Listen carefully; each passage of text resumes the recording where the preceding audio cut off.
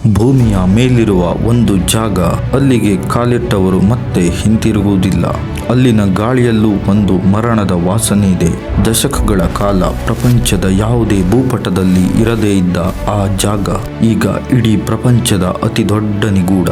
Google ಮ್ಯಾಪ್ನಲ್ಲಿ ಕಾಣುವ ಆ ಜಾಗದ ಸುತ್ತಮುತ್ತ ಹೋಗಲು ಪ್ರಪಂಚದ ಯಾವುದೇ ಪ್ರಜೆಗೂ ಅಧಿಕಾರವಿಲ್ಲ. ಕಾಂಪೌಂಡ್ ದಾಟಿದರೆ ಯಾವುದೇ ಎಚ್ಚರಿಕೆ ಇಲ್ಲದೆ ನೇರವಾಗಿ ಶೂಟ್ ಮಾಡಲು ಆದೇಶವಿದೆ. ಅಮೆರಿಕದ ಸೇನೆ ಅಲ್ಲಿ ಏನನ್ನು ಬಚ್ಚಿಟ್ಟಿದೆ? ಏಲಿಯನ್ಸಾ?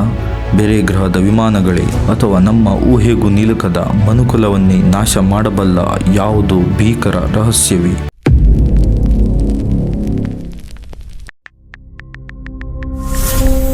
ಅಮೆರಿಕದ ನೆವಾಡಾ ಮರುಭೂಮಿ, ಸುಡುವ ಬಿಸಿಲು, ಮೈಲುಗಳವರೆಗೆ ಮನುಷ್ಯರ ಸುಳಿವಿಲ್ಲ. ಅದರ ಮಧ್ಯೆ ಇರುವ ಒಂದು ಒಣಗಿದ ಸರೋವರ, ಗ್ರೂಮ್ ಲೇಕ್. ಈ ಜಾಗದ ಹೆಸರೇ ಏರಿಯಾ 51.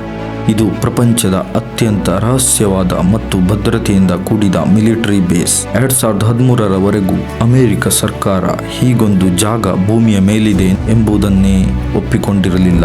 ಆದರೆ ಅಲ್ಲಿರುವ ಭದ್ರತೆ ಹೇಗಿತ್ತು ಗೊತ್ತಾ? ನೀವು ಆ ಜಾಗದ ಹತ್ತಿರ ಹೋದರೆ ನಿಮಗೆ ಯಾವುದೇ ಗೋಡೆಗಳು ಕಾಣುವುದಿಲ್ಲ. ಕೇವಲ ಒಂದು ಬೇಲಿ ಮತ್ತು ಒಂದು ಬೋರ್ಡ್ ಇರುತ್ತದೆ. ಅದರಲ್ಲಿ ಬರೆದಿರುವ ವಾಕ್ಯ, ದಾಟಿದರೆ ಗುಂಡೇಟು ಖಚಿತ. ಆದರೆ ನಿಜವಾದ ಭಯ ಇರುವುದು ಆ ಬೇಲಿಯಲ್ಲ. ನೀವು ಅಲ್ಲಿನ ಮರಳಿನ ಮೇಲೆ ಹೆಜ್ಜೆ ಇಟ್ಟರೆ ಮರಳಿನ ಕೆಳಗಿರುವ ಸೆನ್ಸಾರ್ಗಳು ನಿಮ್ಮ ಹೃದಯದ ಬಡಿತವನ್ನ, ನಿಮ್ಮ ಹೆಜ್ಜೆಯ ಸದ್ದನ್ನ ಟ್ರ್ಯಾಕ್ ಮಾಡುತ್ತವೆ. ನೀವು ಮನುಷ್ಯರೋ ಅಥವಾ ಪ್ರಾಣಿಯೋ ಎಂಬುದನ್ನು ಆ ಸೆನ್ಸಾರ್ಗಳು ಮೈಕ್ರೋ ಸೆಕೆಂಡ್ಗಳಲ್ಲಿ ಗುರುತಿಸುತ್ತವೆ. ಸುತ್ತಮುತ್ತಲಿನ ಬೆಟ್ಟದ ಮೇಲಿರುವ ಸ್ನೈಪರ್ಗಳು ನಿಮ್ಮನ್ನೇ ಗುರಿಯಾಗಿಸಿಕೊಂಡಿರುತ್ತಾರೆ. ಬಿಳಿ ಬಣ್ಣದ ವಾಹನಗಳಲ್ಲಿ ಬರುವ ಸೆಕ್ಯೂರಿಟಿ ಗಾರ್ಡ್ಗಳು, ಅವರ ಮುಖದಲ್ಲಿ ಯಾವುದೇ ಭಾವನೆ ಇರುವುದಿಲ್ಲ. ಅವರ ಕೈಯಲ್ಲಿ ಲೋಡ್ ಆದ ಆಯುಧಗಳಿರುತ್ತವೆ. ನೀವು ಒಂದು ಹೆಜ್ಜೆ ಮುಂದಿಟ್ಟರೆ ನಿಮ್ಮ ಕತೆ ಅಲ್ಲಿಗೆ ಮುಗಿಯಿತು. ಇದು ಕೇವಲ ಒಂದು ಸಾಮಾನ್ಯ ಮಿಲಿಟರಿ ಬೇಸ್ ಆಗಿದ್ದರೆ ಇಷ್ಟೊಂದು ಭದ್ರತೆ ಏಕೆ? ಇಡೀ ಪ್ರಪಂಚದ ಕಣ್ಣಿಗೆ ಮಣ್ಣೆರಚಿ ಅಲ್ಲಿ ನಡೆಯುತ್ತಿರುವುದಾದರೂ ಏನು? ಈ ಪ್ರಶ್ನೆಗೆ ಉತ್ತರ ಹುಡುಕುವ ನಾವು 1947ಕ್ಕೆ ಹೋಗಬೇಕು. ಅಮೆರಿಕದ ರೋಸ್ವೆಲ್ ಎಂಬಲ್ಲಿ ಆಕಾಶದಿಂದ ಒಂದು ವಿಚಿತ್ರ ವಸ್ತು ಅಪ್ಪಳಿಸುತ್ತದೆ. ಸರ್ಕಾರ ಅದು ಕೇವಲ ವೆದರ್ ಬಲೂನ್ ಎಂದು ಹೇಳಿ ಪ್ರಕರಣವನ್ನು ಮುಚ್ಚಿ ಹಾಕುತ್ತದೆ. ಆದರೆ ಪ್ರತ್ಯಕ್ಷದರ್ಶಿಗಳ ಪ್ರಕಾರ ಅಲ್ಲಿ ಬಿದ್ದದ್ದು ಬಲೂನ್ ಆಗಿರಲಿಲ್ಲ. ಅದೊಂದು ಹಾರುವ ತಟ್ಟೆ ಮತ್ತು ಅದರೊಳಗೆ ಮನುಷ್ಯರನ್ನು ಹೋಲುವ, ಆದರೆ ಮನುಷ್ಯರಲ್ಲದ ವಿಚಿತ್ರ ಜೀವಿಗಳಿದ್ದವು. ಆ ವಿಚಿತ್ರ ನೌಕೆಯನ್ನ ಮತ್ತು ಆ ಜೀವಿಗಳನ್ನು ಅಮೆರಿಕದ ಮಿಲಿಟರಿ ಅತ್ಯಂತ ರಹಸ್ಯವಾಗಿ ಒಂದು ಜಾಗಕ್ಕೆ ಕೊಂಡೊಯ್ಯಿತು. ಆ ಜಾಗವೇ ಏರಿಯಾ 51. ದಶಕಗಳ ಕಾಲ ಇದು ಕೇವಲ ವದಂತಿಯಾಗಿತ್ತು. ಜನರು ಇದರ ಬಗ್ಗೆ ಮಾತನಾಡಲು ಭಯಪಡುತ್ತಿದ್ದರು. ಆದರೆ 1989ರಲ್ಲಿ ಬಾಬ್ ಲಜಾರ್ ಎಂಬ ವಿಜ್ಞಾನಿ ಒಂದು ಸ್ಫೋಟಕ ಸತ್ಯವನ್ನ ನ್ಯಾಷನಲ್ ಟಿವಿಯಲ್ಲಿ ಹೊರಹಾಕಿದ. ಆತ ಏರಿಯಾ 51ರ ಒಳಗಿರುವ S4 ಎಂಬ ರಹಸ್ಯ ಲ್ಯಾಬ್ನಲ್ಲಿ ಕೆಲಸ ಮಾಡಿದ್ದ ಭೌತಶಾಸ್ತ್ರಜ್ಞ.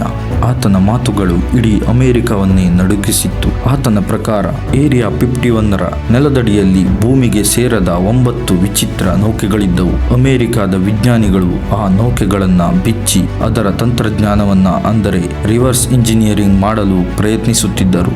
ಆ ಹಾರುವ ತಟ್ಟೆಗಳು ಗುರುತ್ವಾಕರ್ಷಣೆಯನ್ನು ಮೀರಿ ಚಲಿಸುವ ತಂತ್ರಜ್ಞಾನ ಹೊಂದಿದ್ದವು. ಅದಕ್ಕೆ ಬಳಸುತ್ತಿದ್ದ ಇಂಧನವೇ ಎಲಿಮೆಂಟ್ 115. ನೀವು ಇದನ್ನ ನಂಬ್ತೀರಾ? 1989ರಲ್ಲಿ ಬಾಬ್ ಲಜಾರ್ ಈ ಮಾತನ್ನ ಹೇಳಿದಾಗ ವಿಜ್ಞಾನಿಗಳು ಆತನನ್ನ ನೋಡಿ ನಕ್ಕಿದ್ದರು.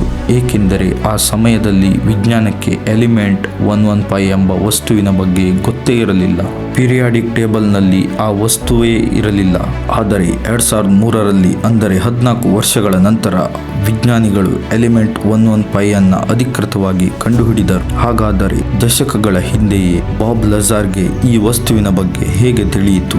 ಬಾಬ್ ಲಜಾರ್ ಈ ಸತ್ಯವನ್ನ ಬಾಯಿಬಿಟ್ಟ ತಕ್ಷಣ ಆತನ ದಾಖಲೆಗಳೇ ಮಾಯವಾದವು. ಆತ ಓದಿದ ಕಾಲೇಜು, ಆತ ಮಾಡಿದ ಕೆಲಸ, ಆತನ ಸರ್ಟಿಫಿಕೇಟ್ಗಳು ಎಲ್ಲವೂ ಆತನ ಅಸ್ತಿತ್ವವನ್ನೇ ಅಳಿಸಿ ಹಾಕುವ ಪ್ರಯತ್ನ ಮಾಡಲಾಯಿತು.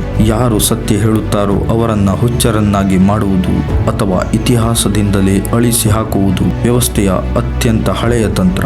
ಈ ಕತೆ ಕೇಳಿದಾಗ ಏರಿಯಾ 51ರಲ್ಲಿ ಏಲಿಯನ್ಸ್ ಇರುವುದು ಸತ್ಯ ಎಂದು ನಿಮಗೆ ಅನಿಸುತ್ತಿರಬಹುದು. ಆದರೆ ಇಲ್ಲೇ ಇರುವುದು ಇಡೀ ಕಥೆಯ ಅತಿ ದೊಡ್ಡ ಟ್ವಿಸ್ಟ್. ಏರಿಯಾ 51ರ ನಿಜವಾದ ರಹಸ್ಯ ಏಲಿಯನ್ಸ್ ಅಲ್ಲ. ಹೌದು, ನೀವು ಕೇಳುತ್ತಿರುವುದು ಸತ್ಯ. ಅಮೆರಿಕ ಸರ್ಕಾರವೇ CIA ಮುಖಾಂತರ ಜನರಿಗೆ ಏಲಿಯನ್ಸ್ ಕಥೆಯನ್ನ ನಂಬಿಸಿದೆ. ಯಾಕೆ ಗೊತ್ತಾ? ಅಸಲಿ ಸತ್ಯ ಏಲಿಯನ್ಸ್ಗಿಂತಲೂ 100 ಪಟ್ಟು ಭಯಾನಕವಾಗಿದೆ. ಏರಿಯಾ 51ರ ನೆಲದ ಕೆಳಗೆ 100 ಅಡಿ ಆಳದಲ್ಲಿ ಬೃಹತ್ ರಹಸ್ಯ ಬಂಕರ್ಗಳಿವೆ. ಅಲ್ಲಿ ನಡೆಯುತ್ತಿರುವುದು ಏಲಿಯನ್ ಸಂಶೋಧನೆಯಲ್ಲ, ಭವಿಷ್ಯದ ಅಸ್ತ್ರಗಳ ಸಂಶೋಧನೆ. ಮಾನವನ ಇತಿಹಾಸದಲ್ಲೇ ಅತ್ಯಂತ ಕ್ರೂರವಾದ ಪ್ರಯೋಗಗಳು ಅಲ್ಲಿ ನಡೆಯುತ್ತಿವೆ. ಶೀತಲ ಸಮರದ ಸಮಯದಲ್ಲಿ ರಷ್ಯಾದ ಕಣ್ಣಿಗೆ ಬೀಳದಂತೆ ಅಮೆರಿಕ ತನ್ನ ಅತ್ಯಾಧುನಿಕ ಯುದ್ಧ ವಿಮಾನಗಳನ್ನ, ಉದಾಹರಣೆಗೆ U-2 spy plane, SR-71 blackbird ಮತ್ತು ಸ್ಟೆಲ್ತ್ ಬಾಂಬರ್ ಗಳನ್ನ ತಯಾರಿಸಿದ್ದು ಇದೇ ಜಾಗದಲ್ಲಿ. ಈ ವಿಮಾನಗಳು ಆಕಾಶದಲ್ಲಿ ಹಾರುವಾಗ ವಿಚಿತ್ರ ಆಕಾರದಲ್ಲಿ ಕಾಣಿಸುತ್ತಿದ್ದವು. ಜನರು ಅದನ್ನ ನೋಡಿ UFO ಎಂದು ಭಯಪಡುತ್ತಿದ್ದರು. CIAಗೆ ಇದೇ ಬೇಕಾಗಿತ್ತು. ಜನರು ಇವುಗಳನ್ನ ಏಲಿಯನ್ಸ್ ಎಂದು ನಂಬಿದರೆ ರಷ್ಯಾದ ಗೂಢಚಾರರಿಗೆ ಅಮೆರಿಕದ ಹೊಸ ವಿಮಾನಗಳ ಬಗ್ಗೆ ಸುಳಿವೇ ಸಿಗುವುದಿಲ್ಲ.